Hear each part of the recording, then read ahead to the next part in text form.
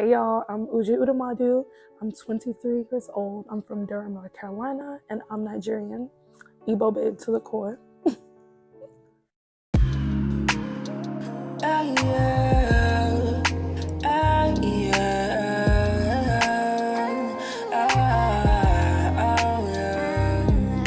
The corner,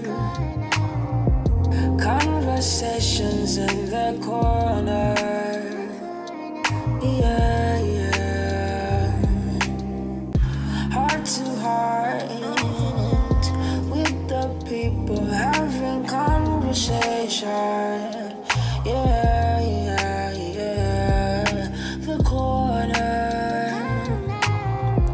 conversation in the corner. I sat with Udemadu today as she talked about her experience with people pleasing. Find out more in the corner, heart to heart conversations.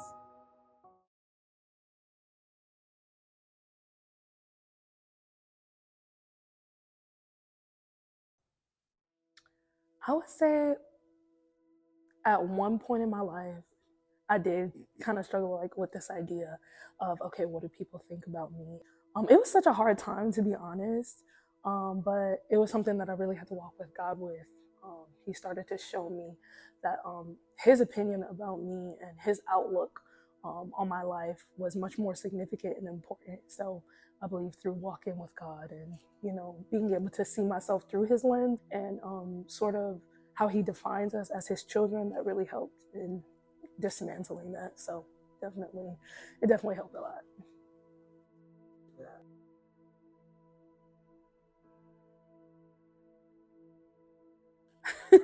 That is such a good question. I think people pleasing, it really stems from, I think there's like different avenues, right?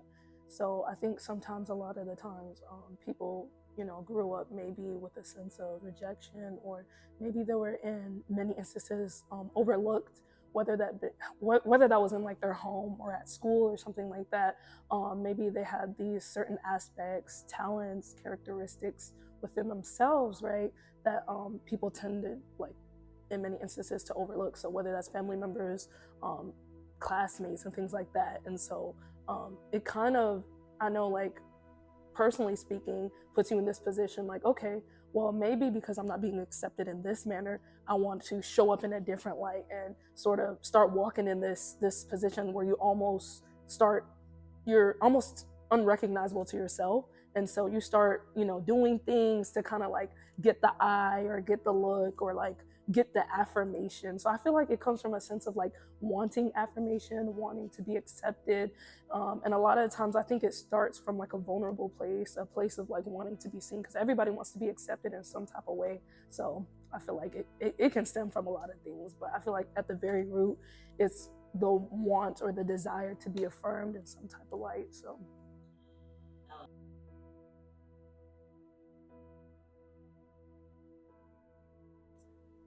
ooh, to be a people pleaser, I feel like being a people pleaser is, the manner and the way as to which you carry yourself, you make decisions, and the way you step out, essentially in this journey we call life, in a way that puts you almost in a place where people constantly affirm you in the way they see appropriate. So it's not necessarily something that you would deem as a way that you would carry yourself, or you know decisions that you wouldn't necessarily take, but you do it because you're like, okay, if I do this, this person will accept me. Okay, if I do this, these people will see me as valuable enough. So I feel like it's the way it could be the way you speak, the way you dress, the places that you go. You do these things so you can get the likeness of people. And so I know a lot of the times people kind of see this a lot in like college spaces, are like big, spaces where there's like the need to kind of like fit in. You'll kind of see people like going out to places, when they say when you get to college, like don't fold to like peer pressure and stuff like that. I know for me, like when I was a freshman in college, like that's something I had to really keep in mind was, okay, how do I navigate this space, and like how do I truly be myself without necessarily like feeling like I have to compromise, or like feeling like I have to show up in a way just so I can get people to like me or fit in. So I feel like it's the way that you carry yourself in a way that could help or sort of appease this type of, perspective that people around you have.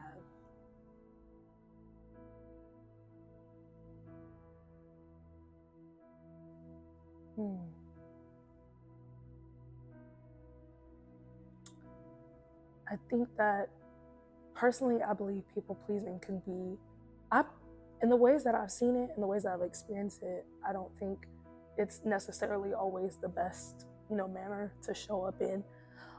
Just because I feel like there's almost this sense of, operating in a place where you're not truly yourself, right?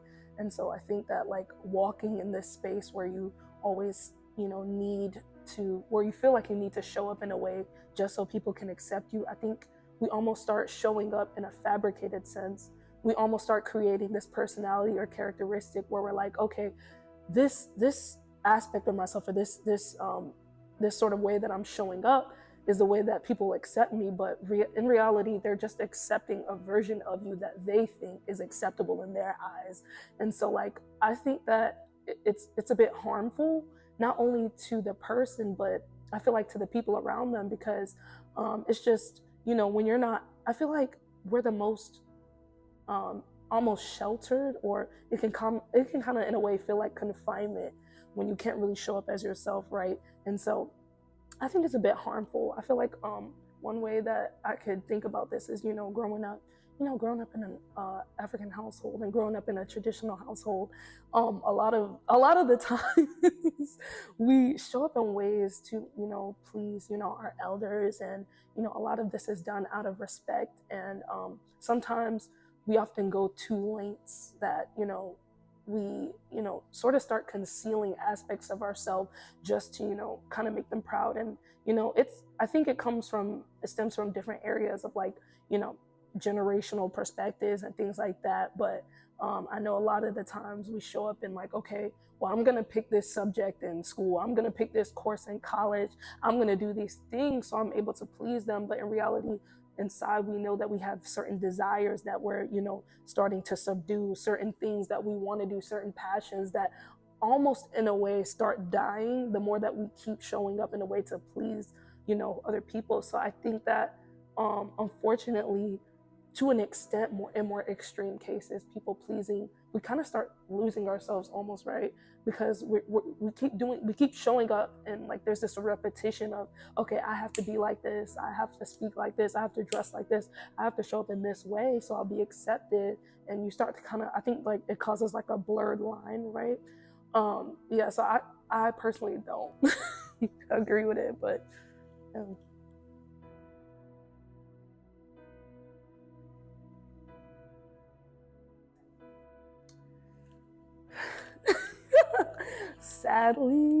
sadly, I'm not the best. It's something I'm definitely working on, is confrontation.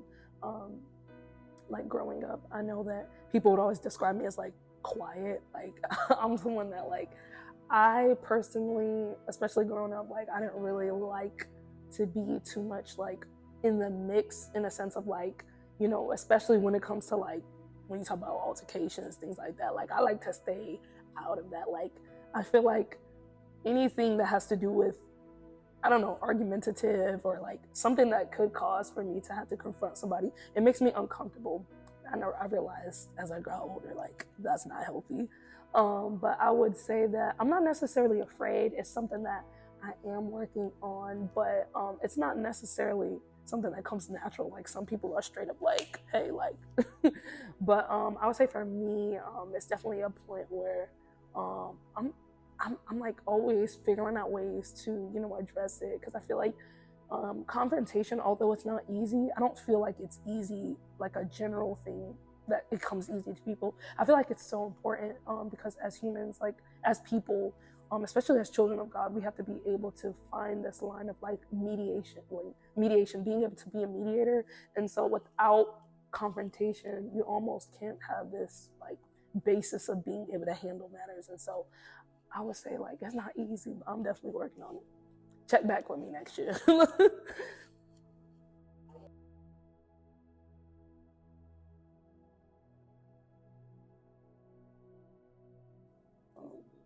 Oh, okay. That's a great question. I would say like thinking about it. Fortunately, I don't. To my knowledge, I don't believe that I've seen where someone has really felt like they had to like show up in a way that they weren't to kind of please me and anything like that, or receive that type of affirmation, because I try, and it's something that I definitely always look to like get better in. I try to show up in like friendships and things like that, as a person that creates like an open space. Like I want, like, hopefully the goal is that like my friends or like people that I surround myself with understand that they can come to me as they are. And so like that's just something I'm always kind of like praying on, like being this person and being like a reflection of someone that people feel comfortable going to and open and stuff like that. So not that I can think of, but I would hope that not.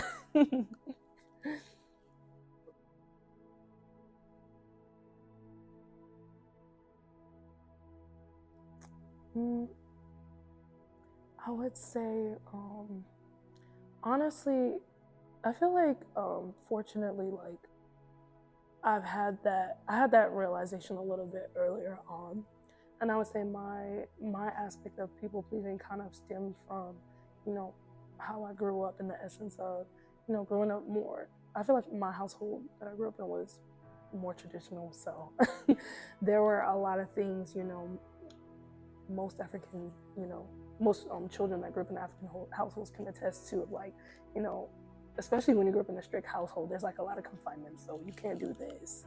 You have to act in this way. You have to show up in this way. All the do's and don'ts. I feel like they kind of like I started resonating with them a bit more, and so I think that mine wasn't necessarily in like the social scene, but I think it was how I showed up like internally, like within the household and things like that. And so I wouldn't like speak a certain way. I was really quiet. I was, there were things about me like expressively that I wouldn't do. Naturally, I like to think of myself as like a creative person. So there were parts of myself that I held on to and reserved, just for the simple sake of being accepted. Trying to run away from this narrative of like, oh, like, you aren't this, you aren't, enough. I think that's the harsh reality that we don't like want to accept. When it comes to people pleasing, is like there's almost like this fear or this perception that like in some way or another that there's some aspect of ourselves that we're not measuring up to. And so I would say it was really at the crossroads of when I was going into college, and I was sort of determining like, okay, how do I want my life to look like? I've lived so long. By the grace of God, I've had, people, my parents, they did the best that they could. I believe, I wholeheartedly believe they did the best that they could, from what they knew. But I'm like, okay, how do I start showing up for me? Because, everybody tells you when you leave the house, when you're 18, when you're this and that, you got to figure it out. You have to figure it out. And so I started trying to define, okay, from what I learned and from what I know, how do I sort of start to create this picture, right? How do I start to operate in this identity that that was essentially something I know that I've always had in me, but haven't necessarily had the room, or I felt like I had the agency to operate in. And so I know that like me going into college, I'm like, okay, like I know like I wasn't allowed to do a lot of stuff when it comes to like because I grew up in a traditional household, like I couldn't even like do things after school. I mean, like it was like extracurriculars, like it was just like school, like academics. So I really tried to push. I did play sports. I really tried to push. But when I got to college, I was like, oh no, like all that's done for. So I know I like when I initially got to college, I was trying to do everything. I'm talking about organizations, events. Like I was trying to like get my hands on as many things as I could, trying to like really start defining this outlook I had in my life. Like and to be this person that I knew I always had in me. And so like I was I guess overly ambitious because I was like, oh, finally. But in a way, it taught me a lot about myself. Taught me the things that I knew. That it taught me a lot about myself in the sense of I knew I could finally walk and sort of, have this area of myself that I didn't necessarily have to let be defined by others. So it was like, okay, not Uju, how her parents say or whatever. It's like Uju, how is Uju in the sense of like, how has God defined her? Because when I was in college, I started realizing I had a lot of other passions that I hadn't necessarily explored before. So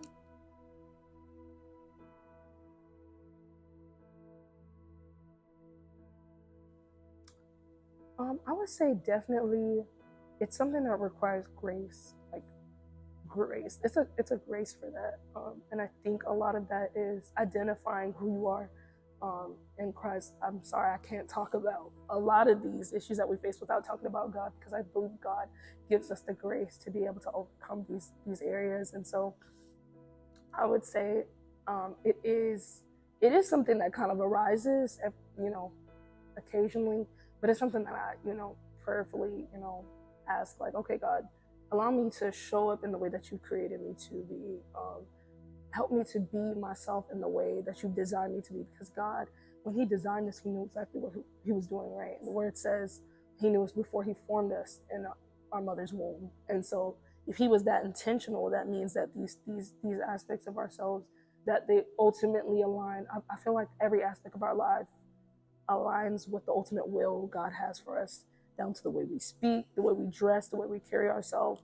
And so our personality, that is also in alignment with the will of God. Like, I believe that when, extroverts, God, like, I believe we all receive these things from God. God created extroverts, he created introverts. I don't think being either one or in between is wrong. It's just because that's who you are. And so I try to ask God, okay, God, allow me to show up in spaces where I can be the person that you called me to be, in whatever way that looks like. And I think that prayerfully, as you walk prayerfully and as you surrender these things to God, he will allow you to naturally be that person that he's called you to be. And so I think that helps alleviate some aspect of people pleasing, because it's like, okay, now I'm not doing this for the affirmation or likes of man. I'm doing this for God, because the word says, whatever you do, do it for God, like for the approval of God, not for man. Because in the approval of man, that's where we start to compromise. That's where we start to lose aspects of ourselves. That's where the vision and the vision for our life and for our personality and for our goals and things like that, they start to become a little bit more blurred. So when we start walking with God and saying, okay, I'm going to do this for God, I know that he is my father, my creator, I'm going to show up in the most authentic way. Then we start almost like, it's like we're really blossoming. Life starts to flow. We don't necessarily have to think, oh, like, because I feel like when you're operating from a place of people pleasing, everything becomes intentionally thoughtful in a way that's almost harmful. Like, okay, when I go out to here, I gotta dress like this. I gotta watch every single thing I say. But like when you're in the position of when you're allowing God and when you're flowing through the Spirit, it's like these things start to just go, like, flow naturally. Like I heard this woman of God that I met recently over the summer. She was talking about how, like, when you're in the will of God, when you're aligned with God, you don't strife, right? With people pleasing, there's a strife there, there's a struggle there. It's like, oh, I have to get this person to see me. I have to get, this opportunity. Like, everything becomes like, it almost feels like you're reaching for something, right? I feel like it is like we're like, imagine like trying to scoop up water, right?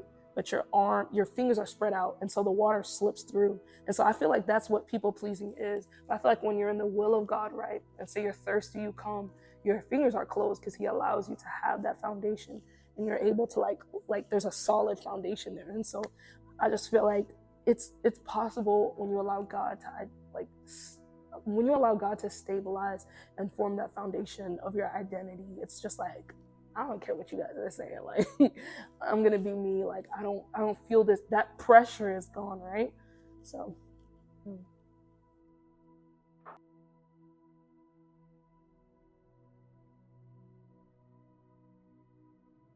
I would say the need for validation, affirmation, and security. And so, and the need for validation, I feel like a lot of the times there's almost this need, right? Like, I have to show up in this way. I have to, say these things. I have to become this person, right? So that people will be able to finally accept me. And so, I feel like when people start to operate in that lens and they see that it's working, like, okay, I switched it up a little bit. I'm starting to make more friends. There's this affirmation, right? And so, in that sense, in the affirmation, right, they feel secure. And so I feel like in the opposite lens, if they weren't doing these things, like some people feel like, okay, there's no security there. I'm not making friends. I'm not, securing these opportunities or whatever you have it. And so I feel like it really stems from, wanting to be validated, needing to be affirmed, and wanting to be secure in that spot, not necessarily losing that space. So I hear stories all the time of like people that went to college and became this new person, and it's just like within that they gained a lot of friends, but deep down inside I feel like if you were able to have a dialogue with those people and ask them like, hey, like, are you truly happy? And a lot of times you would hear like people compromise. They became this aspect of themselves, a version of themselves that they found, that people found acceptable or deemed as acceptable, when that wasn't really like who they were. And so at the very core, I know like people pleasing, it's like almost like a taboo. Like people talk about it like, oh gosh, people pleasing. But I feel like at the very core, it's almost like a siren. I feel like when people do these things, it's a signal, right? And not to get like way too deep, but like I feel like at the very core, there's a need there. There's a want. There's a desire there. Like if I do these things, right, I'll finally be in a position to where like, I'm accepted, or, I'm seen, or I'm heard, And so I think it's a longing. It's really a longing, to be a part of something, right?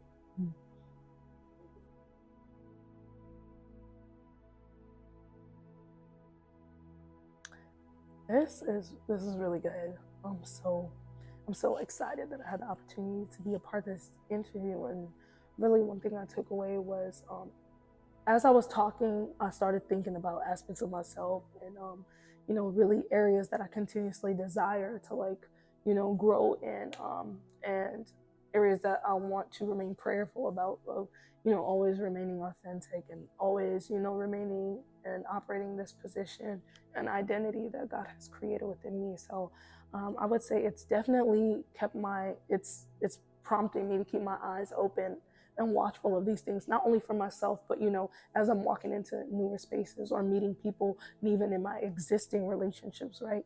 It's like being considerate, being very cognizant and, meticulous of like, okay, in this space, am I being myself? Do people around me feel comfortable enough to be themselves? And if there's any answer outside of that, okay, what's the core, what's the core basis of that? Do they feel, or do I feel like I need to be affirmed in a way that I'm not necessarily being affirmed in? Do I feel in a way that I'm not secure? Do people around me feel in a way that they need to be validated? So it's something that I'm definitely going to keep in mind, because I feel like as people, we're always kind of like looking for ways, to belong. And so naturally there's going to be instances where we're challenged or prompted to kind of like go outside of ourselves, to show up and kind of like, bend ourselves over backwards, for the likeness of people. And so I'm always, looking for ways to, show up truthfully, in the identity God has called for me. And so, yeah, it's this has been great. I'm so happy to have been part of this conversation. Yeah. Yeah.